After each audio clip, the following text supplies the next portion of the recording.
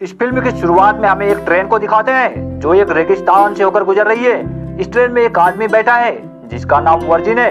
Virgin कुछ खा रहा होता है। उसके सामने ही एक छोटी बच्ची और उसकी माँ बैठी है। बच्ची काफी रो रही होती है, शायद उसे भूख लगी है। वर्जिन अपना खाना उस बच्ची को देकर एक स्टेशन पर उतर जाता है और पास में ही एक दुकान पर जाता है। दुकान में एक मोटा आदमी बैठा होता है। वर्जिन उस आदमी से पूछता है, मैं एक आदमी से मिलने आया हूँ, क्या वह यहाँ पर आया था? पर वह मोटा आदमी उसके प्रश्नों का कोई उत्तर नहीं देता। फिर वर्जिन उससे बाथरूम का रास्ता पूछता है। इस पर वह पीछे की ओर इशारा करता है। वर्जिन बाथरूम में जाकर बैठता है। तभी बाहर से एक आदमी उसे आवाज देता है और यह वही आदमी होता है जिससे वर्जिन मिलने आया है। इसका नाम गीत है। पेशे से गीत एक ड्राइवर है। वर्जिन को ईस्ट की तरफ जाना है, इसलिए उसने गीत को बुलाया है। ये दोनों गाड़ी में बैठते हैं और अपने सफर की ओर चल देते हैं। तभी गीत ईस्ट तक पहुंचाने के लिए अपना भाड़ा वर्जिन को बताने लगता है। इसमें वो कहता है $100 गैस के, $20 पानी के और $200 तुम्हें ईस्ट तक पहुंचाने के लिए। इस पर वर्जिन गीत से कहता है, मुझे लगा गैस $200 में ही शामिल है। गीत वर्जिन से कहता है, अगर तुम्हें भाड़े में कोई प्रॉब्लम है तो मैं गाड़ी फिर से घुमा सकता हूँ। वर्जिन कहता है, इसकी कोई जरूरत नहीं है, उस रेगिस्तान में काफी गर्मी थी, इसलिए वर्जिन गाड़ी का एसी चालू करता है। गीत उसे तुरंत बंद कर देता है। वह कहता है, इससे गाड़ी के इंजन पर लोड बढ़ जाएगा और गाड़ी बंद पड़ जाएगी। कुछ समय आगे जाने के बाद अचानक से गाड़ी का एक टायर पंचर हो जाता है। वर्जिन टायर चेंज करने लगता है।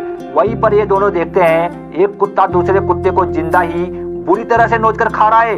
इतने विशाल रेगिस्तान में खाने पीने के लिए कुछ भी नहीं था, इसलिए ताकतवर जानवर अपने से कमजोर जानवरों को मारकर खाने लगे थे।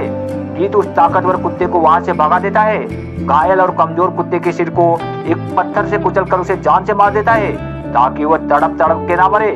इसके बाद ये दोनों आगे के सफर के लिए चल देते हैं। इन्हें चलते चलते रात हो जाती है। आगे का रास्ता भी ठीक से दिखाई नहीं दे रहा था। दिन भर के सफर के कारण ये दोनों थक भी गए थे, इसलिए एक जगह रुकने का निश्चय करते हैं। ये दोनों एक जगह पर आग जलाकर बैठ जाते हैं। तभी गीत वर्जिन से पूछता है, तुम कहाँ से हो? वर्जिन कहता है, मैं वेस्ट से हूँ, और अपने जेब से एक विज्ञापन का कागज निकालता है। वो जिस जगह जा रहा है उस जगह का नाम कंपाउंड है और वो वहाँ जाकर सेटल हो जाएगा, जो कि एक कंस्ट्रक्शन साइट है। इसी कंस्ट्रक्शन साइट का फोटो उस विज्ञापन में दिखाया गया था। तभी गीत कहता है, तुम जहाँ जा रहे हो वह काफी बेकार जगह है। कंस्ट्रक्शन साइट पर काफी मेहनत का काम होता है, वहाँ पर बेहिसाब काम करवाते हैं। तब वर्जिन कहता है, मैं मेहनत करने से नहीं डरता। अगले दिन सुबह ये दोनों फिर से अपने सफर पर निकल जाते हैं। इस समय गाड़ी वर्जिन चला रहा होता है और गीत सो रहा होता है। गीत को सोता देख वर्जिन गाड़ी का एसी चालू कर देता है, जिससे कुछ ही देर में गाड़ी का इंजन बंद हो जाता है और गाड़ी रुक जाती है। गीत नींद से जाग जाता है और वर्जिन पर खूब चिल्लाता है कि मेरे लाख मना करने के बाद भी तुमने एसी क्यों चालू किया? एसी चालू करने के कारण ही गाड़ी बंद पड़ गई है। तब वर्जिन को अपनी गलती का एहसास होता है, इसलिए वह गीत से माफी मांगता है। गीत इंजन ठीक करने लगता है। तभी वर्जिन एक पेड़ के पास सूसू करने जाता है। वहाँ पर उसे कुछ पत्थर इकट्ठे रखे हुए दिखाई देते हैं। वह उन पत्थरों को हटाने लगता है। तभी उसे एक चमकदार चीज दिखाई देती है और गौर से देखने के बाद उसे पता चलता है ये तो सोना है। वर्जिन गीत की ओर देखने लगता है। वह इंजन ठीक करने में बिजी था। वर्जिन सोच में पड़ जाता है, इसके बारे में गीत को बताऊं या ना बताऊं। वह डिसाइड करता है गीत को इसके बारे में बता ही देता हूँ। गीत को पता चलते ही वह भी सोने के पास आ जाता है। फिर वह लाइटर से आग जलाकर उसे चेक करने लगता है, यह असली भी है या नकली। तब उसे पता चलता है यह तो बिल्कुल असली सोना है।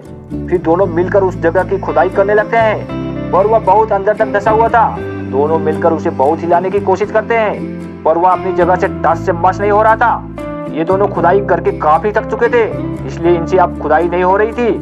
तब ये अपना दिमाग लगाते हैं और गाड़ी में रस्सी बांधकर उसे हिलाने की कोशिश करते हैं, पर रस्सी बार बार टूट जाती है और सोना ज्यों का त्यों अपने जगह पर स्थिर रहता है। इन्हें यह भी नहीं पता होता कि यह कितनी दूर तक फैला है, इसलिए ये और भी परेशान हो जाते हैं। ये दोनों हार न मानकर एक बार फिर से खुदाई करने का निश्चय करते हैं। इतना कोशिश करने के बाद भी इसका कोई हल नहीं निकलता और अब शाम भी होने वाली है, इसलिए गीत लकड़ियां इकट्ठा करने लगता है ताकि रेगिस्तान के जंगली कुत्तों से अपने आप को बचा सके। आग को देखकर जंगली कुत्ते पास नहीं आते थे। गीत काफी खुश था क्योंकि उन्हें काफी बड़ा सोने का भंडार मिल गया था। इसी खुशी में वह नाचने लगता है। वर्जिन भी काफी खुश था क्योंकि कंपाउंड जैसी बेकार जगह पर जाकर अब उसे काम नहीं करना पड़ेगा।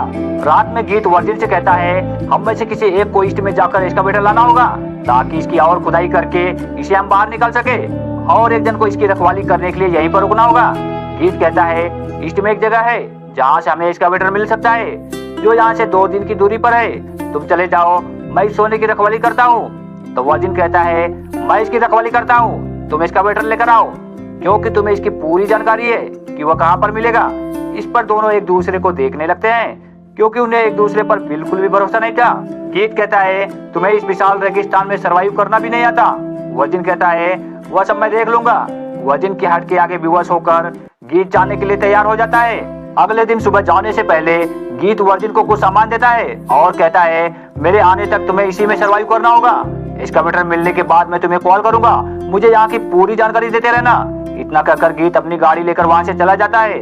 अब वर्जिन इस विशाल रेगिस्तान में अकेला है। उसे अगर डिहाइड्रेशन से बचना है तो सूरज की रोशनी से बचकर रहना होगा ताकि वह गीत के आने तक जिंदा रह सके। वह एक बड़े से कपड़े को एक पेड़ से बांधकर उसके नीचे बैठ जाता है। ऐसे ही बैठे बैठे अब शाम होने लगती है। वह आग जलाने के लिए लकड़ियां इकट्ठा करने लगता है। वर्जिन रात में आग जलाकर वहीं पर बैठ जाता है। वह खाना और पानी हिसाब से खा पी रहा था क्योंकि गीत के आने तक उसको इतने ही खाना पानी में सर्वाइव करना है। अगले दिन सुबह जब वर्जिन सोकर उठता है तो वह देखता है सूर्य की रोशनी की वजह से पूरी रेत तप रही है। तभी अचानक गीत का फोन आ जाता है, पर वर्जिन के उठाने से पहले ही वह कट जाता है। दोपहर को वह सोने के पास ही बैठा होता है और मन ही मन बहुत खुश हो रहा होता है।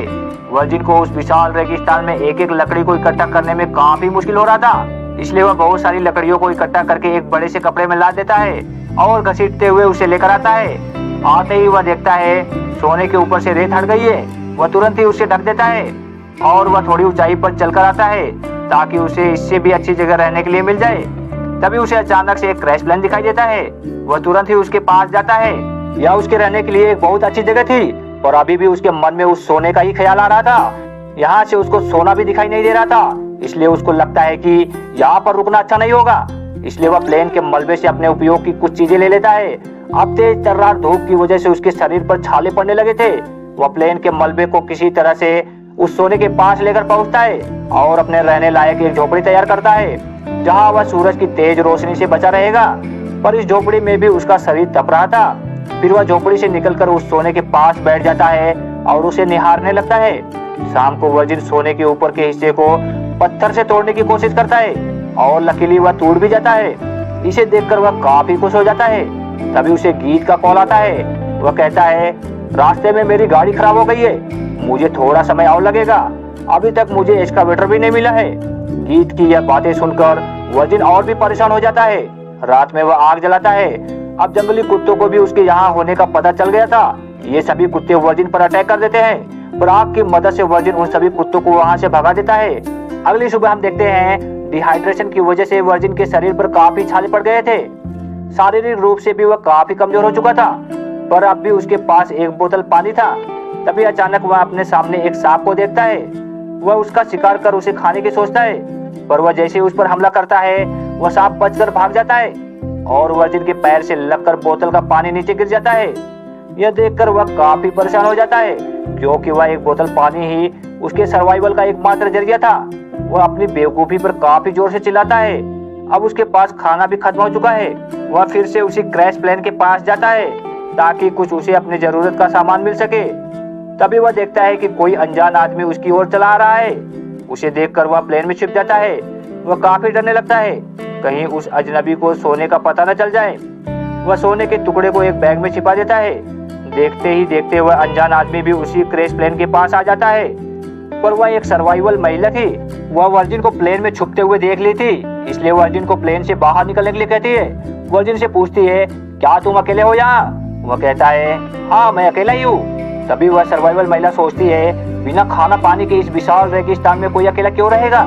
उसे वर्जिन पर गुस्सा होने लगता है कि वर्जिन उसे कुछ छुपा रहा है, पर वर्जिन उससे किसी भी तरह से अपना पीछा छुड़ाना चाहता था, इसलिए वर्जिन उसके किसी भी सवाल का ठीक से जवाब नहीं देता। इसके बाद वह महिला ऊंचाई के उस तरफ जाने लगती है जिस तरफ वर्जिन ने अपनी झोपड़ी बनाई होती है। वर्जिन को लगता है अगर वह ऊंचाई के उस पार गई तो उसे उसकी झोपड़ी दिख जाएगी और उसी के बगल में सोना गड़ा हुआ है, वह उसे देख लेगी। इसलिए वर्जिन उसे रोकता है और उस महिला से कहता है मैं तो सिर्फ इस कचरे को जला रहा हूँ, तुम इस प्लेन में रह सकती हो, मैं अपने झोपड़ी में रहने के लिए जा रहा हूँ। वर्जिन काफी घबराया हुआ था। इससे उस महिला का शक और भी गहरा हो जाता है। वर्जिन अपनी झोपड़ी की ओर जाने लगता है। वह महिला भी वर्जिन के पीछे आने लगती है। वह महिला पूछती है, तुम इस विशाल रेगिस्तान में आए कैसे? वर्जिन कहता है, मेरा दोस्त यहाँ से गुजरने वाला है, वह मुझे अपने साथ कंपाउंड ले जाएगा। उस महिला के सवालों से वर्जिन बहुत ज्यादा गुस्सा हो जाता है और यहाँ से चले जाने के लिए कहता है। वह महिला देखती है वर्जिन काफी कमजोर हो चुका है। पानी ना मिलने की वजह से उसका शरीर सूख रहा है। कोई इस तरह मौत को गले क्यों लगाएगा? जरूर वर्जिन उसे कुछ बड़ा राज छुपा रहा है। वर्जिन उसे एक बार फिर से यहाँ से चले जाने के लिए कहता है, पर वह महिला उस पर ही गुस्सा हो जाती है। तो वर्जिन एक फावड़ा उठाता है और उसके सर पर जोर से मारता है, जिससे उस महिला की वही मौत हो जाती है। वर्जिन उसके जेब से अपनी जरूरत का सामान निकाल लेता है और वहीं थोड़ी दूर पर जमीन खोदकर उसे दफना देता है। पर वह थोड़ी देर बाद देखता है कुत्ते उस महिला की लाश को खोदकर निकाल लेते हैं और नोचने लगते हैं। वह जाकर कुत्तों को भगा देता है और उस महिला की लाश को घसीट कर दूर ले जाता है और जला देता है। रात को वर्जिन काफी उदास बैठा होता है। उसने कभी सोचा नहीं था उसे इस तरह से किसी की हत्या करनी पड़ेगी। सुबह उसे गीत का फोन आता है। वह कहता है उसे अभी जाकर एक्सकवेटर मिला है, उसे वहां तक आने में और समय लगेगा। वर्जिन अपनी किस्मत पर रोने लगता है क्योंकि उसके पास अब कुछ न खाने को था और न ही पीने को। गीत के आने तक वह कैसे जिंदा बचेगा? वर्जिन यह सोच ही रहा होता है कि तभी बाहर उसे एक गाड़ी गुजरते हुए दिखाई देती है। वह सोचता है मेरे पास जो सोने का एक टुकड़ा है उसे ही लेकर इनके साथ निकल जाता हूँ, यहाँ से मेरी जान तो बच जाएगी। पर उसका मन अभी भी उस सोने के ढेर पर ही लगा था। देखते ही देखते वह गाड़ी भी वहां से गुजर जाती है। शाम को वर्जिन देखता है उसकी तरफ काफी बड़ा तूफान आ रहा है। वह किसी तरह भागकर अपनी झोपड़ी में आ जाता है। वह तूफान इतना तेज था कि वह अपने साथ सब कुछ उड़ा ले जाता है। अगली सुबह वर्जिन खुद को रेत में दबा पाता है। वह देखता है उसके पेट में एक लकड़ी घुस गई है। वह किसी तरह उठता है तो देखता है उसकी झोपड़ी भी पूरी तरह से तबाह हो चुकी है। वह तुरंत अपने बैग में देखता है पर उसमें सोने का टुकड़ा नहीं था। तूफान के आने से सब चीजें यहाँ वहाँ हो गई थी। पेट में लकड़ी होने से वह चल भी नहीं पा रहा था। वह देखता है सोने का ढेर अभी भी वही है। वह बड़ी मुश्किल से उस लकड़ी को अपने पेट से निकालता है और उस हिस्से को जला देता है ताकि खून का बहना रुक जाए। वह असहनीय दर्द से बेहोश होकर वहीं गिर जाता है। कुछ समय बाद वहाँ एक महिला आती है। वह वर्जिन को पानी पिलाती है। वर्जिन को लगता है ये वही महिला है जिसको उसने मारकर जला दिया था और वर्जिन को ऐसा लगता है ये बस उसके दिमाग का भ्रम है। उसे वह हर जगह दिखने लगती है। थोड़ी देर बाद उसे होश आता है। उसे फोन की आवाज सुनाई देती है। वह फोन गीत का था। वह कहता है मुझे थोड़ा समय और लगेगा, तब तक तुम सोने का अच्छे से ध्यान रखना। तभी पीछे से वही महिला फिर से उसे आवाज देती है। वर्जिन देखता है वह बिल्कुल उसकी तरह दिखती है जिसे उसने मारकर जला दिया था।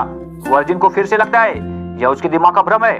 वह महिला कहती है मैं तुम्हें वहां ले जा सकती हूँ जहाँ वाटर होल है, जहाँ तुम्हारी जान बच सकती है। वर्जिन उस महिला के ऑफर को ठुकरा देता है और कहता है उसे किसी तरह की मदद की जरूरत नहीं है, बस तुम यहाँ से चली जाओ। वह महिला पूछती है क्या तुमने मेरी बहन को यहाँ से जाते हुए देखा है? पर वर्जिन उसे कुछ नहीं बताता, इसलिए वह महिला वहाँ से चली जाती है। अब आकाश में गिद्ध भी मंडराने लगे थे। वर्जिन उन्हें अपना भोजन दिख रहा था। शाम हो जाती है। अब वर्जिन का शरीर उसे जवाब देने लगा था, इसलिए उसने अपने चारों ओर आग लगा रखी थी ताकि कोई जंगली कुत्ता उस पर अटैक न कर सके। पर उसकी आग भी खत्म हो रही थी। वह गीत को फोन लगाता है। गीत कहता है वह उसके बहुत करीब है और आग से उठते हुए धुएं को देख सकता है। हम देखते हैं वर्जिन को कुत्तों ने चारों तरफ से घेर लिया है। वो तो बस किसी तरह से वर्जिन को नोच खाना चाहते हैं। अब वर्जिन में भी इतनी ताकत नहीं थी कि उन्हें वहां से भगा सके, इसलिए वह गीत को जल्दी से आने के लिए कहता है। कुत्ते वर्जिन पर झपटना चालू कर देते हैं। यहाँ हम देखते हैं गीत दूर से ही दूरबीन से यह तमाशा देख रहा होता है। वह काफी पहले ही एक्सकवेटर लेकर आ चुका था। वह वर्जिन के मरने का इंतजार कर रहा था। उसके मन में लालच आ गई थी। वह सारा सोना खुद ही हड़पना चाहता था। अब उसने फोन पर जवाब देना भी बंद कर दिया था। वर्जिन को अब पता चल जाता है कि गीत ने उसे धोखा दिया है। हम देखते हैं कुत्ते वर्जिन को नोच कर खाने लगते हैं, जिससे उसकी मौत हो जाती है। गीत अपनी जगह से उठता है और अपनी गाड़ी लेकर सोने के पास आता है। वह जैसे ही गाड़ी से उतरता है एक तीर आकर उसके सीने में गड़ जाता है और उसकी वहीं पर मौत हो जाती है। यह तीर उस दूसरी महिला ने चलाया था। यह वर्जिन के दिमाग का भ्रम नहीं था। वह महिला सच में अपनी बहन को ढूंढते हुए वहां आई थी। यहीं पर यह फिल्म खत्म हो जाती है। आशा करता हूँ ये मूवी आप सभी को पसंद आई होगी। वीडियो को लाइक, चैनल को सब्सक्राइब और वीडियो के अंत तक बने रहने के लिए आप सभी लोगों का बहुत बहुत धन्यवाद।